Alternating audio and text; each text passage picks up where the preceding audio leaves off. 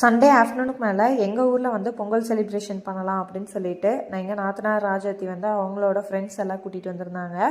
அவங்க பார்த்தீங்க அப்படின்னா Dindigul rotary club queen city அப்படின்ற ஒரு கிளப்பில் வந்திருக்காங்க. அவங்கள எல்லாத்தையும் தான் கூட்டிகிட்டு வந்திருந்தாங்க. என்னென்ன காம்படிஷன் அப்படின்னா கோல போட்டி, அது கூட ரன்னிங் ரேஸு, உரி அடிக்கல், சைக்கிள் ரேஸு, இந்த மாதிரி சின்ன சின்ன கேம்ஸ் எல்லாம் வச்சுருந்தாங்க. சின்ன பிள்ளைங்களுக்கு தகுந்த மாதிரி இருக்கணும் அப்படின்றதுனால பார்த்து வச்சுருந்தாங்க.